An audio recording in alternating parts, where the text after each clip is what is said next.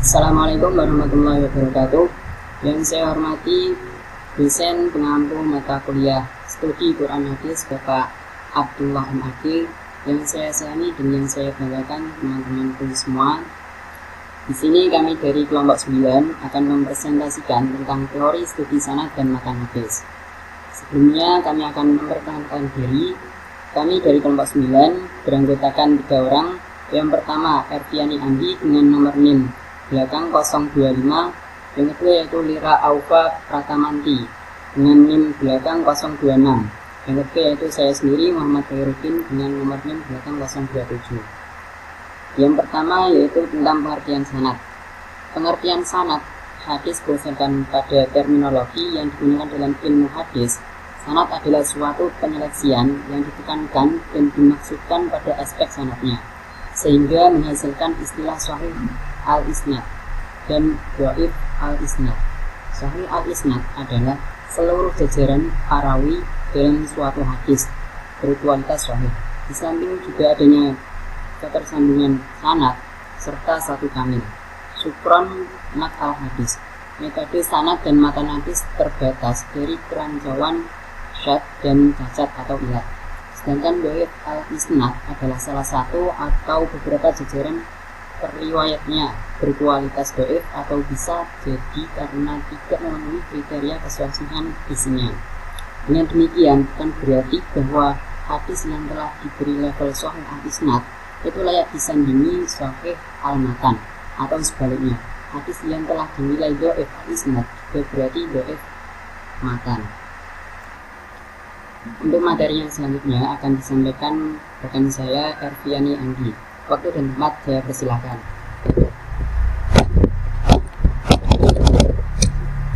Materi selanjutnya adalah sanad hadis baru dinyatakan sahih apabila 1.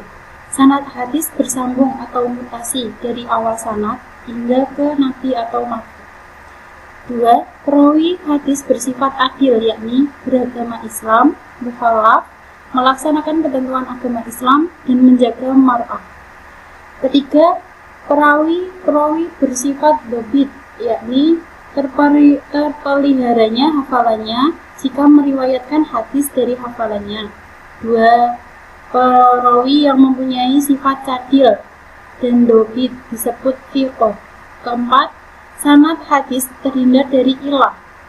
Tidak terjadi kesalahan penilaian thiqah terhadap perawi yang sesungguhnya tidak thiqah, tidak terjadi kesalahan penetapan sanad yang bersambung. Kedua, menurut Al-Mu'allimi, penggunaan akal untuk mengkritik otentisitas hadis ini dilakukan melalui 4 langkah, yaitu 1. Ketika rawi menerima hadis, para ahli hadis menetapkan bahwa hadis dapat diterima apabila rawinya menerima atau mendengar hadis itu memiliki sifat-sifat mumayyiz, dhabit, dan ahli. Kedua, ketika rawi mengajarkan hadis, para ahli hadis juga menetapkan bahwa tidak dibenarkan mengajarkan atau meriwayatkan hadis-hadis dhaif apalagi hadis-hadis palsu kecuali dijelaskan kedhaifannya. Ketiga, ketika menilai kredibilitas rawi, para ahli hadis dalam menetapkan bahwa seorang rawi dinyatakan tidak memiliki kredibilitas sebagai rawi hadis hanya berdasarkan keterangan satu orang saja. Keempat, ketika menilai otentisitas hadis, Imam Syafi'i menyatakan bahwa kebanyakan hadis-hadis itu tidak dapat dibuktikan kebenaran atau tidaknya kecuali berdasarkan kebenaran atau tidaknya orang yang menyampaikan hadis-hadis itu. Ketiga, langkah-langkah kritik sanad hadis. Suyuti Ismail dalam buku beliau yang berjudul tentang metodologi penelitian hadis Nabi menguraikan ada beberapa langkah yang harus ditempuh dan melakukan suatu kritikan terhadap sanad suatu hadis, yaitu sebagai berikut. A. Melakukan iktibar. Kata al-iktibar atau iktibar adalah masdar dari kata iktibaro, yang menurut bahasa berarti peninjauan terhadap berbagai hal dengan maksud untuk dapat diketahui sesuatunya yang sejenis. Sedangkan menurut istilah ilmu hadis, iktibar adalah menyertakan sanad-sanad lain untuk suatu hadis tertentu, yang hadis itu pada bagian sanadnya tampak hanya terdapat seorang periwayat saja. B. Membuktikan skema sanad. Untuk mempermudah proses kegiatan iktibar, itu diperlukan adanya perbuatan skema untuk seluruh sanad. Untuk hadis yang akan diteliti ada 3 hal yang harus diperhatikan. 1. Jalur seluruh sanad. 2. Nama-nama periwayat untuk seluruh sanad.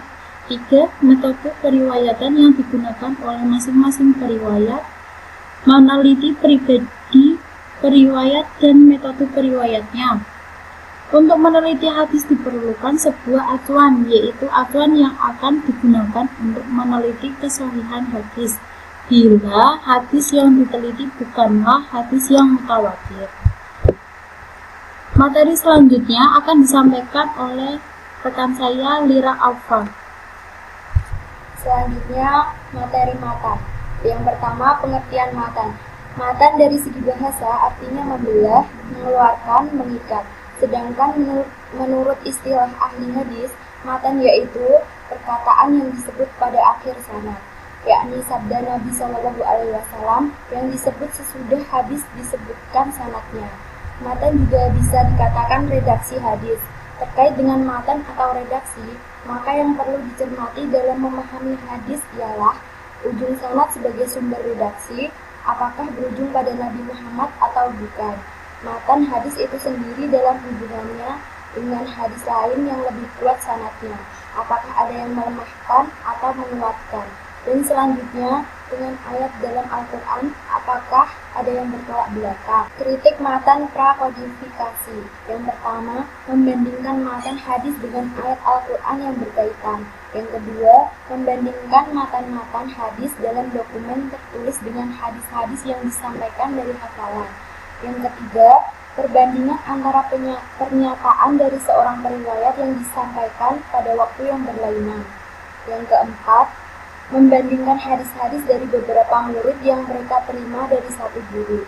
Yang kelima, melakukan rujuk silang antara satu periwayat dengan periwayat lain. Selanjutnya, kritik matan pasca kodifikasi. Kritik matan pasca kodifikasi secara rinci dapat diuraikan bahwa teknik kritik matan pada fase ini termasuk zaman sekarang dapat dilakukan antara lain dengan teknik sebagai berikut. Yang pertama, membandingkan matan-matan hadis dengan ayat Al-Quran yang terkait atau memiliki kedekatan susunan redaksi. Yang kedua, membandingkan antara matan-matan hadis. Yang ketiga, teknik lainnya yang dapat dilakukan dengan cara membandingkan matan-matan hadis yang termuat dalam kitab-kitab hadis berdasarkan adanya perbedaan penulis atau cetakan. Kesimpulan dari materi yang kami sampaikan adalah sanad dari segi bahasa artinya sandaran, tempat bersandar yang menjadi sandaran. Sedangkan menurut istilah ahli hadis, sanad yaitu jalan yang menyampaikan pada matan hadis. Sanad juga dikatakan sebagai rantai penutur atau perawi periwayat hadis. Sanad terdiri dari atas seluruh penutur mulai dari orang yang mencatat hadis tersebut dalam bukunya, kitab hadis hingga mencapai Rasulullah. Sanad memberikan gambaran keaslian suatu riwayat. Matan dari segi bahasa artinya membelah, mengeluarkan, mengikat, sedangkan menurut istilah ahli hadis, matan yaitu perkataan yang disebut pada akhir sanad, yakni sabda Nabi SAW yang disebut sesudah hadis disebutkan sanadnya. Matan juga bisa dikatakan redaksi hadis. Sekian materi yang dapat saya sampaikan. Apabila ada kesalahan mohon dimaafkan. Untuk selanjutnya sesi tanya jawab. Wassalamualaikum warahmatullahi wabarakatuh.